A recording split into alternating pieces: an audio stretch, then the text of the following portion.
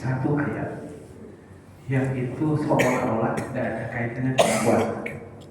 Jadi kalau awal itu kutiba alaikumul ada kaitannya, syahrul Ramadan ada kaitannya, ayyam ma'dudat ada kaitannya. Tapi ada satu yang tidak ada kaitannya, yakni tentang doa. Doa. Jadi kalimat di 108 itu kalimat wa idza sa'alaka ibadi anni fa inni qarib ujibu da'watad da'i idza da'an falyastajibu li wa liyu'minu bi la'allahum yarshudun. Enggak ngomong sama sekali soal puasa. Ayat berikutnya ngomong tentang puasa. Sehingga para ulama seringkali mengingatkan kepada kita di tafsir-tafsir itu, bulan Ramadan ini jangan hanya dianggap sebagai syahrul siyam, jangan hanya dianggap sebagai syahrul Quran, tapi di situ sebenarnya syahrul doa. Bulannya berdoa. Dan masalah utama kita seringkali justru lupa berdoa. Kenapa lupa berdoa? Di saat berpuasa di bulan Ramadan, kalau kita kemudian baca hadis, waktu-waktu yang mustajabah diijabah doa, itu biasanya kita yang khilaf. Kapan itu? Karena waktunya dua yang paling sering disampaikan Nabi itu. Pertama ketika sahur, karena ini didasarkan pada ayat wahum bil ashari yastaghfir. Nah, kita ketika sahur kan makan, lalu berdoa. Yang kedua ketika menjelang berbuka. Menjelang berbuka fokus kita ya berbuka, lupa doa juga. Karena ini tantangannya tidak mudah. Lebih-lebih Rasul sampaikan bahwa salah satu ta'watin la turad, 3 doa yang tidak akan ditolak. Apa itu? As-sha'im hatta yuftir, al-imamul adil, wasfa'ul madlum. Jadi yang pertama adalah doanya orang berpuasa sampai dia berbuka. Maka sepanjang puasa sebisa mungkin kita mau banyak berdoa. Baru ngomongin tentang pemimpin adil atau orang yang terzalimi. Jadi puasa itu erat kaitannya dengan doa. Nah, masalah kemudian juga kita seringkali doa itu salah fokus. Apa salah fokusnya? Doa itu seringkali kita seolah berdoa, tapi karena fokusnya pada pemberiannya, permintaan kita, sebenarnya kita lebih banyak nggak doa, tapi nuntut. Padahal doa itu bukan nuntut. Jadi kalau nuntut itu seolah kita hanya melibatkan Allah pada kepentingan kita saja. Yang di situ kita nggak nanya kepentingan Allahnya mana. Padahal nanti ayatnya itu falyastajibu li wa liyu'minu. Jadi kepentingan Allah. Sehingga salah fokus. Makanya kalau kita baca beberapa kitab, misalnya kitab Ihya yang banyak bermuhasabah soal doa itu memberikan gambaran kalau ditanya yang paling penting dari doa itu apanya sih? Apakah pemberiannya? Apakah lafaz doanya? Atau kemampuan berdoanya? Ternyata para ulama yang paling penting itu ternyata kemampuan berdoanya. Karena ternyata tidak semua orang mampu berdoa. Jadi karena doa itu, ini sebelum pada hadis dan ayatnya, secara psikologis doa itu fungsinya dua. Pertama, fungsi doa itu adalah detoksifikasi psikologis. Dia adalah tempat kita curhat, tempat kita ngomong masalah kita apa. Orang susah berdoa itu artinya dia tidak sadar masalahnya apa. Jadi dia terlalu pusing, banyak masalah, dia nggak tahu masalahnya apa. Sehingga kita kadang-kadang merasa, ya Allah kan tahu lah masalah kita, masa nggak bisa ngasih. Padahal kita diminta curhat. Jadi definisi sesederhana misalnya begini, kalau suami ke istri atau istri ke suami atau anak ke orang tua, tanda kedekatannya itu apa sih? Tanda kedekatannya adalah kalau mereka punya masalah mau curhat.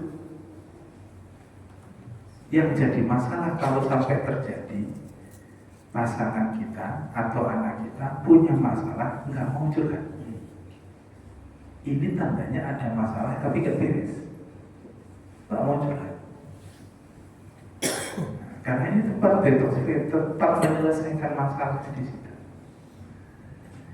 Yang kedua, secara psikologis orang yang mampu berdoa itu adalah orang yang jujur. Karena orang yang tidak jujur dia sulit berdoa. Kenapa? Dia terlalu sering menyembunyikan. Karena curhat itu kan harus jujur. Sebenarnya masalahnya apa? Sebenarnya kita butuhkan apa? Karenanya kembali lagi tadi bahwa yang paling penting dari doa itu adalah kemampuan berdoa. Makanya Umar bin Khattab itu pernah suatu kali berdoa sampai khusyuk, sampai nangis. Begitu selesai keluar masjid, seolah-olah dia doanya udah dikabulin. Setenang itu. Sehingga sahabat nanya kepada Umar, ya Umar, tadi aku lihat, oh begitu khusyuk doa, begitu selesai, udah kau lupakan saja itu.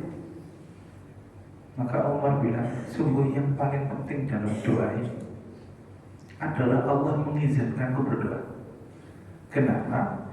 Karena siapa yang berdoa pasti dijawab. Pasti dijawab.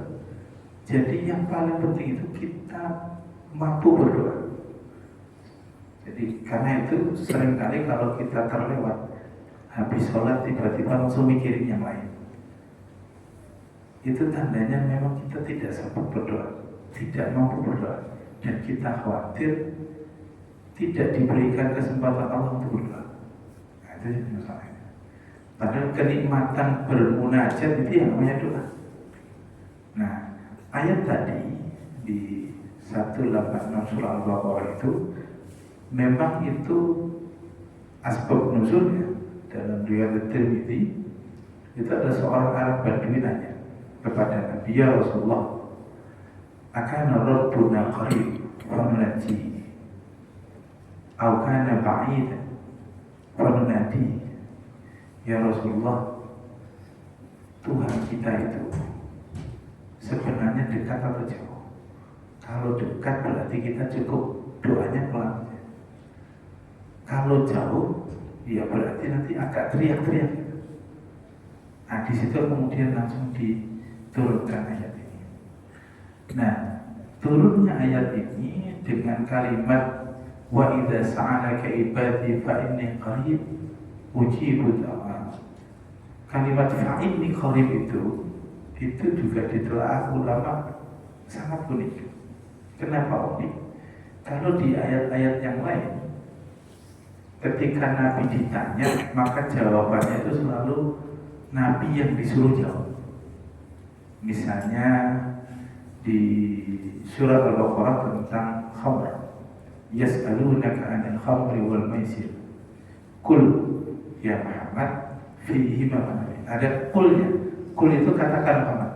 Itu seolah ya Muhammad jawabnya begini. Atau misalnya wa yas'alunaka 'anil yatama, maka jawabannya qul gitu. Tapi kalau sa'alaka ibadi anni, ketika ditanya tentang aku, Allah langsung jawab fa inni qarib. Itu seolah-olah Allah ingin sampaikan, biar aku yang jawab. Jadi tidak usah Nabi, biar aku yang fa inni qarib, aku dekat.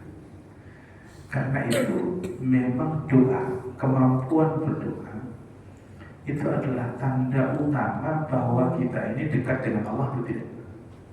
Bukan soal ngaji, bukan soal sholatnya.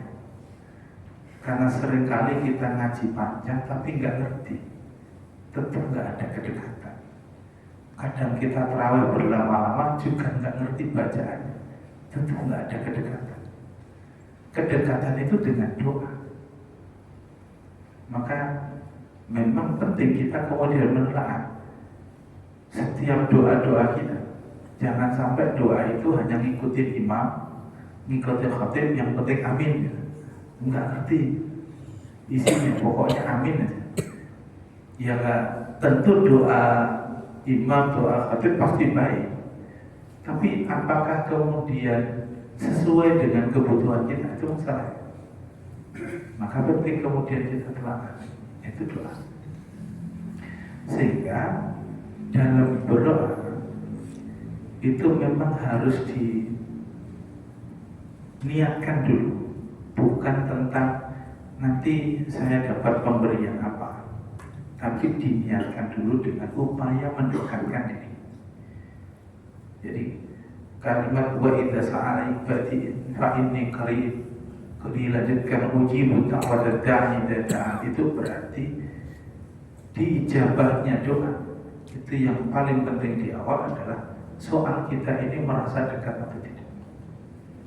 Karena kalau ada perasaan dekat kita dengan Allah, diijabah doa itu sesuatu yang sangat mudah. Cuma ini kita kadang-kadang kalau berdoa agak buru-buru. Kita kalau doa itu senangnya cepat dikabulkan atau lambat dikabulkan? Cepat. Tapi para ulama tabi'in, misalnya Sufyan ats-Tsauri itu menyampaikan, aku takut kalau berdoa langsung dikabulkan. Kenapa?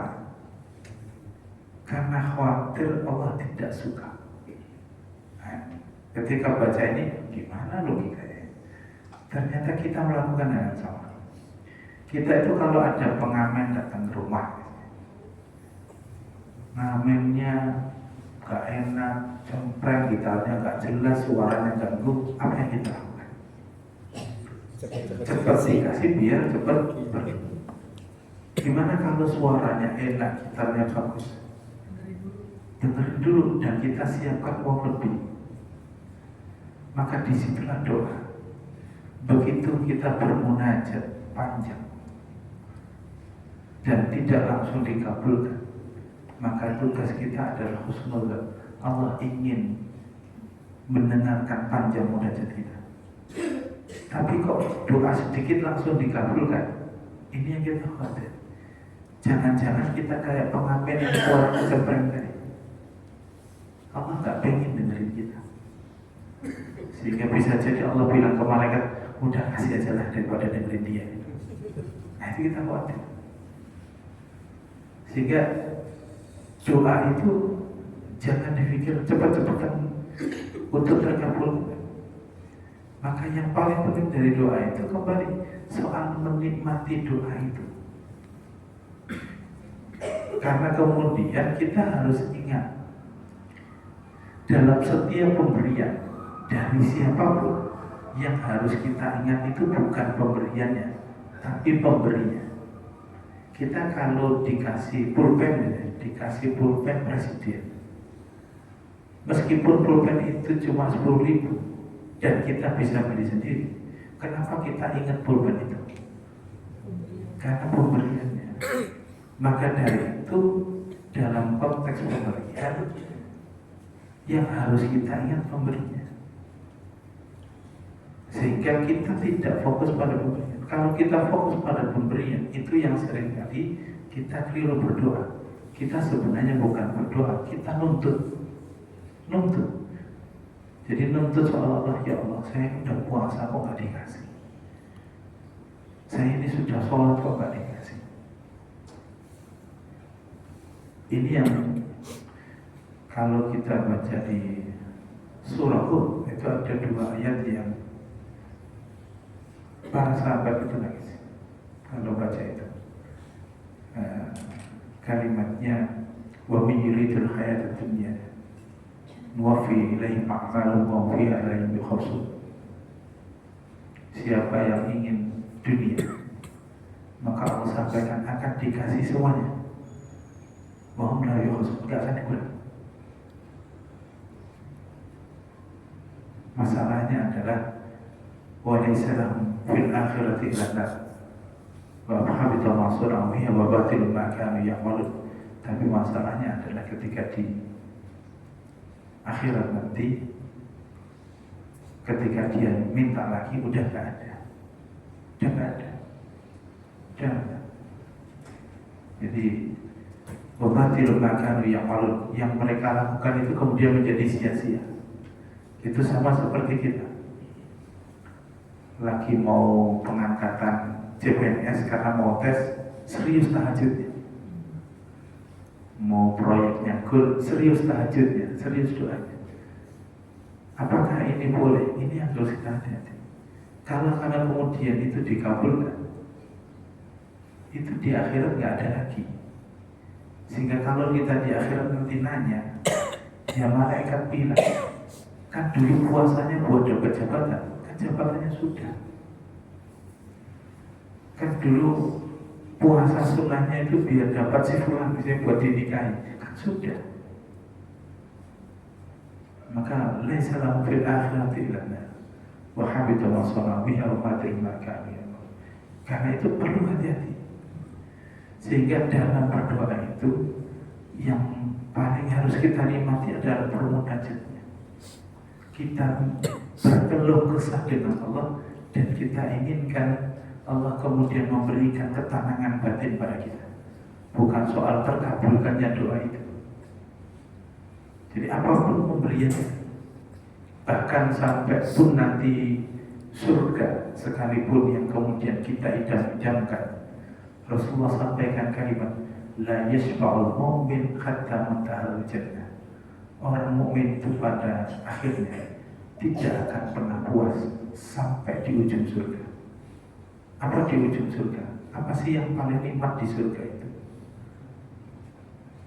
Yang paling nikmat di surga itu adalah ketemu sama yang punya surga. Itu level surga. Jadi yang kita inginkan itu adalah ketemu yang punya surga. Makanya surga itu levelnya, sebelum pada doa lagi nanti, itu mirip kayak kita prasmanan. Jadi saya dapat penjelasan itu dari Nu'man al-Haq yang dari di Amerika itu, yang rasa-rasanya memang sama di Indonesia juga sama. Kita kalau kondangan yang bukan siapa-siapa, bukan VIP, maka cara pelayanannya bagaimana? Ya self-service, ambil sendiri. Nah surga paling rendah itu begitu. Nanti kalau kita baca di surat Al-Insan, surga paling rendah itu ditunjukkan bahwa di situ ada gelas, kan habisnya juga saja bilang, pokoknya ada gelas, ada isinya, ada makanannya, ambil sendiri. Nah itu level paling rendah. Level lebih tingginya, kalau kita tamu VIP, kalau kita tamu VIP di kondangan, apa ya?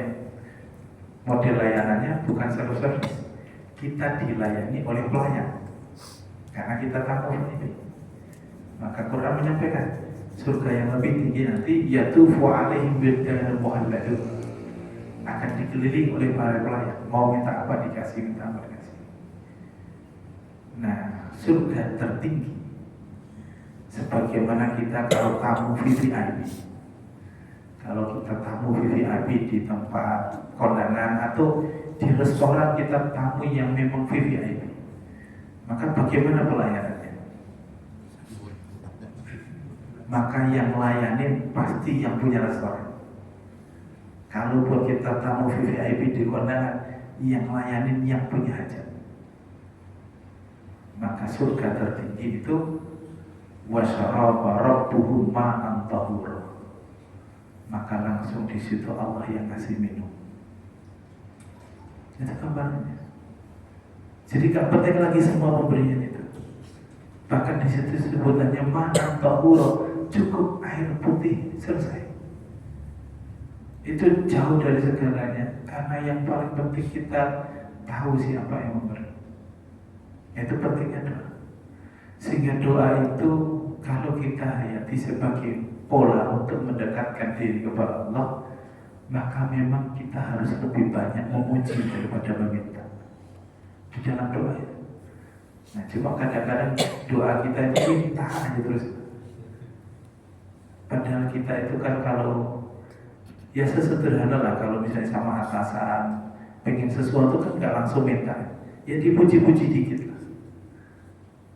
Ya begitu juga.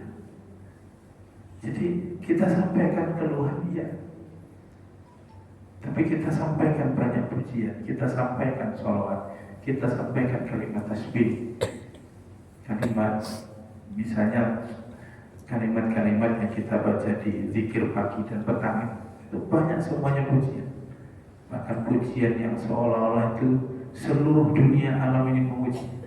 Misalnya kalimat subhanallah wa bihamdihi adada khalqi wa ridha nafsi wa midada kalimati, itu semuanya orang memuji. Sehingga dari situ kenapa sih harus memuji? Ya memang itu yang perlu kita lakukan agar kita ada upaya kedekatan dulu. Kalau sudah dekat, gampang kita minta. Tapi kalau kita berjarak, seringkali bukan minta sebenarnya, kita nuntut aja. Nah ini yang sering. Maka tujuan berdoa kita harus kembalikan adalah konteksnya bertakarrub kepada Allah. Sebagaimana ayat itu. Dan di bulan Ramadan ini termasuk kita beriktikaf, tujuannya harus sama. Tujuannya sama. Dan dalam ilmu psikologi yang nanti terkait dengan gelombang otak, memang iktikaf itu, jadi saya coba membaca beberapa artikel itu, ulama berbeda pendapat. Apakah harus seharian di masjid atau boleh hanya beberapa saat di masjid? Ternyata memang fokus utamanya iktikaf itu adalah apakah kita tak mampu sampai pada fase sangat dekat dengan Allah itu. Nah, fase sangat dekat dengan Allah itu kalau sampai pada gelombang otak kita itu, kalau kita dalam banyak masalah, lagi kacau pusing, itu biasanya namanya gelombang gamma.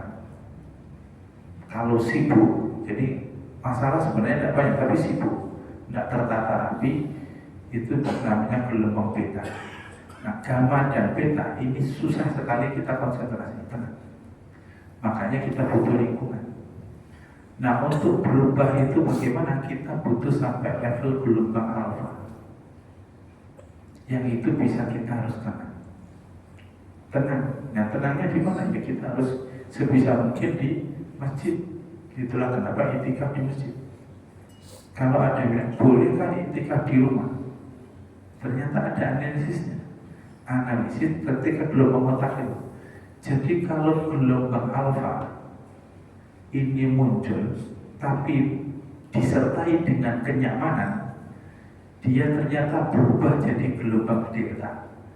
Delta itu hasilnya ngantuk. Kenapa? Karena ya kayaknya nggak ada masalah, tenang, duit banyak, keluarga aman-aman aja, kayaknya pahala juga banyak, akhirnya kan tidur. Nah, di rumah biasanya begitu. Di rumah itu kan nyaman, mikir anak sudah ada, tenang, kelihatan semua. Sebenarnya itu terdistraksi. Kita itu terganggu, tapi nggak merasa terganggu karena nyaman. Maka alfanya jadi delta. Itulah kenapa kita diminta ke masjid, agar kita tidak berpikir soal kenyamanan. Biar apa? Nah, ternyata alfanya ini biar berubah menjadi theta. Jadi gelombang otak yang paling bagus itu adalah gelombang theta. Gelombang theta itu adalah gelombang gimana otak kita sudah tenang dan sampai pada puncak untuk bisa menemukan inspirasi. Sehingga setiap doa itu sebenarnya bagian dari penyemangat diri. Setiap doa itu bagian dari upaya kita untuk memperbaiki diri. Nah, itu fokusnya di doa. Itu sampai gelombang theta. Nah, para ahli psikologi itu bilang peralihan dari gelombang beta ke alfa itu minimal 20 menit. Minimal 20. Maka ceknya begini Bapak Ibu. Bisa nanti dicek, kita kalau pas doa atau pas ngaji, meskipun ngaji ini problem utamanya adalah kita itu nggak ngerti bahasa Arab. Maka ngaji kadang-kadang ya lewat aja karena nggak ngerti.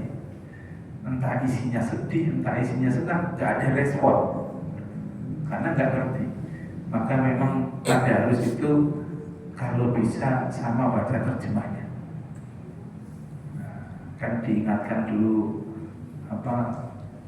para wali itu tombo hati itu moco Quran lama nani. Jadi jangan baca Quran aja, tahu artinya itu penting. Biar Quran itu memang berasa. Jadi jangan dibaca, tidak ngerti. Nah itu lakukan minimal 20 menit. Bagi kita yang masih gelombang gamma, yang banyak masalah, biasanya 10 menit sudah gak kuat. Tapi harus dipaksakan, biar berlari. Nah setelah 20 menit, kalau kita konsisten, nah, kemungkinan akan sampai gelombang alfa. Kapan sampai gelombang theta? Nah, gelombang theta itu jaraknya sama, kisaran 20 menit setelahnya. Nah, makanya orang kalau dia sudah melakukan sesuatu lebih dari 40 menit, itu biasanya menjadi habit, gampang jadi kebiasaan. Misalnya kalau dokter aja tahu, kalau orang yang suka olahraga lari cuma 10 menit itu banyak yang bilang gak ada gunanya, cuma dapat capek. Lari itu minimal 20 menit baru itu keringat baru kurang. Tapi begitu lari lebih dari 40 menit, itu baru dia bisa menikmati lari. Jadi kalau ada orang yang olahraga 10 menit selesai, ya itu cuma ya, orang bilang angkat-angkat tai ayam. Jadi kayaknya senang tapi nggak dapat apa-apa. Nah itu dalam rangka mengalihkan gelombang otak, karena gelombang otak yang teralihkan gelombang alfa itu kemudian dopaminnya muncul. Dopamin itu rasa senang, rasa tenang itu muncul. Jadi kita biasakan itu, sehingga kalaupun nanti kita iktikaf tidak bisa lama, ya, mungkin 1-2 jam tidak apa-apa, tapi memang fokus tadarus, fokus berdoa, gitu. Sehingga kita sampai pada tahap memang gelombang otak yang tenang, dan di situ kita dapat inspirasi. Tentu inspirasi itu dalam rangka memperbaiki diri kita, karena doa itu kalau kita ungkapkan semua masalah, pada akhirnya semua masalah itu kita sadar masalah itu sumbernya ada di diri kita, bukan orang lain. Jadi kalau kita melakukan perenungan panjang, kalau perenungan pendek, biasanya manusia akan menyalahkan dunia luar. Yang salah dia, yang salah mereka, yang salah yang di sana. Ngomongin negara ini yang salah pemerintah lah, yang salah presiden lah, selalu gitu. Tapi begitu kita lama berpikir, pada akhirnya kita sendiri yang harus memperbaiki diri. Pada akhirnya kita sendiri yang bisa menentukan apakah kita harus bahagia atau tidak. Jadi saya ingat buku tasawuf modernnya Buya Hamka, itu sampai di covernya itu ditulis, bahagia itu bukan di luar, bahagia itu di dalam. Problem utamanya orang meletakkan kebahagiaan itu dengan dunia luar. Jadi saya bahagia kalau punya mobil bagus, saya bahagia kalau punya rumah bagus, sehingga dia tidak pernah bahagia. Padahal bahagia itu tentang diri kita, apakah kita mampu menikmati apa yang ada atau tidak. Nah itu bahagia. Sehingga kalau kita berdoa, maka kita akan merenungkan betul sebenarnya yang kita minta, yang kita butuhkan itu apa. Jadi kalau yang lagi mungkin pengen rumah, pengen mobil, apapun itu, kan kita kemudian bertanya balik, memang seberapa butuh sih?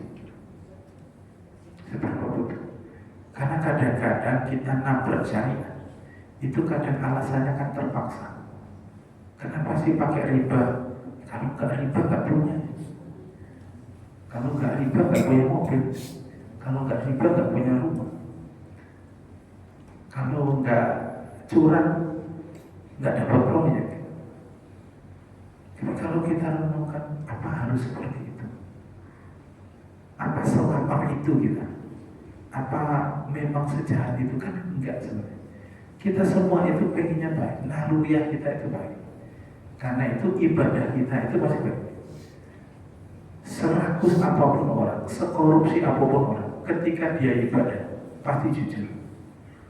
Kita ini, latih siapapun, bahkan orang yang nggak pernah sholat sekalipun, tapi asal dia ngerti sholat, nggak mungkin dia malam hari jam 10 malam di kamar belum sholat isya, kemudian kepikiran, kan nggak ada yang lihat, sholatnya di korupsi aja, 2 rakaat aja, nggak mungkin. Karena dia tahu persis ini urusan dengan Tuhan, dia nggak boleh gitu. Nah, masalahnya yang seperti itu belum bisa kita bawa ke dunia luar. Nah, ini yang harus kita pindahkan. Nah, doa itu dalam rangka memperbaiki. Nah, kalau masih pun ragu kita, gimana caranya doa ini terkabulkan? Maka kita lanjutkan di ayat itu. Jadi, gimana caranya? Maka caranya cuma berapa? Falyastajibu li wal yu'minu bi. Apa artinya falyastajibu li? Kalau terjemahan di Quran kita biasanya hendaklah mereka melakukan apa yang aku perintahkan. Itu falyastajibu li. Tapi para mufassir memberikan gambaran begini. Kata falyastajibu li itu melaksanakan perintah, bentuknya itu bukan hanya soal ibadah, tapi bentuknya adalah memantaskan diri bahwa kita layak menerima doa itu. Memantaskan diri. Jadi kalau kita inginkan misalnya ada orang yang belum punya anak, ingin punya anak, ya pantaskan diri punya anak, dekat dengan anak kecil, sayang dengan anak kecil, pantaskan diri. Memantaskan diri. Kalau pengen misalnya menjadi ulama, menjadi alim, pantaskan diri, bicaranya dengan ilmu. Itu falyastajibu. Sehingga sebenarnya doa itu ketika kita memohon sesuatu, mengharapkan sesuatu, harapan itu akan terjadi manakala kita mencoba memantaskan diri dengan harapan itu. Yang kalau dalam dunia psikologi nanti dikenal dengan istilah law of attraction. Law of attraction itu karena kita inginkan sesuatu dan kita kemudian memantaskan diri untuk itu, maka kemudian kita dikasih. Itulah yang menjadikan begini. Kok ada ya orang hidupnya cuma bantu aja, bantu sana, bantu sini, kok duitnya ada terus. Sedangkan ada orang ini kok kerja susah, bantu keluarga nggak bisa. Karena memang yang dipikirkan itu, yang dipikirkan. Jadi kalau yang dipikirkan untuk diri sendiri, ya kecukupan diri sendiri. Tapi kalau yang dipikirkan umat, yang dipikirkan masyarakat banyak, ya Allah berikan itu. Itu namanya law of attraction. Lingkungan itu akan membantu. Nah, jadi kekuatan semesta akan memudahkan. Sehingga orang yang baik ketika kemudian memantaskan di falyastajibu li itu, maka kebaikan-kebaikan di lingkungan itu jadi. Dan Allah akan siapkan. Jalannya Allah akan siapkan. Sebagaimana gambaran ketika Nabi Muhammad dilihat oleh seorang rabi, ketika Nabi yang masih sangat remaja datang dengan Abu Thalib. Kemudian seorang rabi itu bilang kepada Abu Thalib, itu siapa? Karena dia pasti nanti jadi Nabi. Kenapa itu diakui jadi Nabi? Salah satunya adalah dia ketika kemana-mana dinaungi oleh awan. Itu seolah kalau ada orang itu baik, maka alam akan melindungi dia. Nah, itu penting. Falyastajibu. Yang kedua, wal yu'minu bi. Kata wal yu'minu bi, ya terjemahnya mudah, berarti beriman. Cuma prakteknya gimana? Beriman itu prakteknya gimana? Beriman itu prakteknya adalah mengikuti dengan cara penuh keyakinan. Seringkali beriman itu cuma yakin tapi gak ikut. Artinya salah. Padahal iman itu harusnya dihadirkan dengan keikutsertaan amal. Kita kalau percaya di rel kereta itu ada kereta lewat, maka sebelum melewat rel kita noleh kanan kiri. Itu amal. Maka kita lakukan itu perintah. Kalaupun ini tidak bisa, maka ada ujungnya. Apa ujungnya? La'allahum yarsudun. Semoga mereka akan menjadi orang yang dibimbing. Dibimbing untuk apa? Para mufassir menyampaikan dibimbing untuk dua hal pada ayat itu. Yarsuduna 'anit taqarrub wa yarsuduna 'anit du'a. Dia akan dibimbing untuk bisa dekat dengan Allah dan dibimbing untuk bisa berdoa. Itu kan kita di situ. Nah, gimana caranya biar kita betul-betul bisa dibimbing itu dan cirinya apa? Maka kita bisa kata yarsudun atau ar-rasyidun bisa nanti kita buka di surat Al-Hujurat. Karena di surat Al-Hujurat ada kalimat wa'lamu anna fikum Rasulullah law yuti'ukum fi katsirin min al-amri la'antum walakin Allah habbaba ilaikumul iman wa zayyanahu fi qulubikum wa qarraha ilaikumul kufra wal fusuq wal isyan ulaika humur rasyidun. Mereka adalah orang yang terbimbing. Siapa yang terbimbing itu? Yakni mereka yang cinta pada kebaikan dan benci pada keburukan. Maka doa itu dimulainya dengan cara peduli pada sekitar. Cek respon kita gimana, kepekaan kita gimana pada sekitar. Jadi khabbaba ilaikumul iman wa zayyanahu fi qulubikum wa qara'a ilaikumul kufra wal fusuqa wal isyan. Itu ciri sederhana ini. Cek lingkungan kita. Kalau lingkungan kita, lingkungan itu ya sekitar kita, misalnya di rumah berantakan kok kita tetap tenang, berarti ada masalah di situ. Di situ doa kita berarti ada masalah. Karena la'allahum yarshudun itu adalah mereka yang dibimbing dengan kepekaan. Harusnya kita nggak suka sesuatu yang berantakan dan kita suka sesuatu yang rapi. Dimulainya di situ. Jadi kalau ada meja berantakan, ya belum apa-apalah. Nah, itu kita yang salah, belum terbimbing. Nah, padahal ketika sudah terbimbing, Allah sampaikan di ayat berikutnya, fadlan minallahi wa ni'mah wallahu alimun hakim. Maka la'allahum yarshudun itu nanti modalnya adalah alimun hakim. Apa itu alimun hakim? Alim itu ilmu, hakim itu bijaksana. Itulah kenapa di buku-buku anak-anak biasanya terjemah Khulafaur Rasyidin itu pemimpin yang arif dan bijaksana. Karena Ar-Rasyidun itu alimun hakim. Nah, dua itu. Nah, ini yang gambaran doa. Nah, tinggal terakhir, terus kita ini doa apa yang paling kita butuhkan? Yang paling kita butuhkan itu doa apa? Ada doa yang Nabi menyampaikan kepada Mu'adz bin Jabal, yang kata Nabi, dengan doa itu engkau cukupkan dengan semua yang kau butuhkan. Dan Nabi sampaikan, bacalah ini di setiap akhir salat. Jadi doa yang sering kita dengar, mengatakan, ya Allahumma a'inni ala dzikrika wa syukrika wa husni ibadatik. Ini adalah salah satu doa yang terbaik karena isinya itu semuanya kita butuhkan. Yang semua itu adalah selesai pada semua masalah itu. A'inni ala dzikrik, ya Allah tolong aku untuk bisa selalu mengingat. Karena kalau mengingat Allah artinya kita dekat. Jangan sampai kita itu lalai, jauh. Ini ada. Kemudian wa ala syukri, ini ala syukri. Bantu aku untuk bisa selalu bersyukur. Kalau kita selalu bersyukur, itu tandanya kita sudah bisa menikmati hidup. Menikmati hidup. Apa yang ada kita nikmati. Problem kita itu kadang-kadang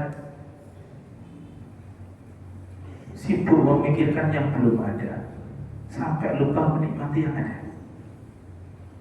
Jadi pasangan di rumah dicemberutin sambil bayangin pasangan orang lain, ya seperti itu. Akhirnya cemberut terus. Padahal yang ada dinikmati. Kita di situ. Maka ini adalah syukur. Dan yang terakhir, ini husni ibadah. Yakni kita berdoa agar ibadah kita selalu diperbaiki. Nah, ibadah itu apa sih? Ibadah itu bukan hanya sholat. Ibadah itu seluruh isi hidup kita bagian dari ibadah. Maka husni ibadah itu juga maknanya kita ingin hidup kita diperbaiki. Kenapa ibadah bermakna kehidupan? Ya karena kita ini diciptakan hidup tujuannya untuk ibadah.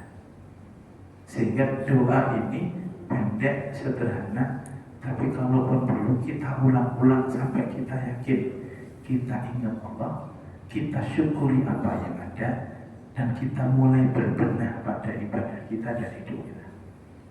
Ini doanya itu. Jadi apakah boleh doa yang lain? Silakan, doa yang panjang silakan. Tapi utamakan betul kalau berdoa paham. Jangan sampai doa panjang tapi nggak paham. Nanti doanya salah, bingung juga. Jadi pastikan doa itu paham. Saya kira itu Bapak Ibu semuanya, kita kalau ada yang mau bertanya silakan. Kalau jam segini kayaknya, gimana? Berarti kan Ustaz tadi ngomong kayak gitu. Berarti enaknya kalau berdoa itu bahasa Indonesia apa bahasa Arab itu? Berdoa kalau ditanya soal enaknya, maka berdoa ya sesuai bahasa kita. Tapi kalau ditanya mana yang lebih baik, yang lebih baik adalah doa yang pernah diajarkan Nabi. Tentu Nabi ngajarin bahasa Arab. Jadi kalau ditanya yang paling baik yang mana, yang diajarkan Nabi dan kita paham, artinya paling baik. Jadi daripada nanti kita doa dengan yang kita hafal tapi nggak ngerti, itu nanti kayak orang ngomong pakai jambi-jambi tapi kita nggak ngerti gitu. Nah itu doa. Jadi doa silakan pakai bahasa Indonesia tidak apa-apa, bahasa daerah tidak apa-apa, tidak ada masalah. Nah itu doa. Tapi itu tadi doanya jangan fokus minta kepentingan kita, tapi fokusnya lebih banyak memuji yang itu Allah sebenarnya memberikan kepada kita kemampuan untuk memuji Allah. Nah, salah satu doa tadi.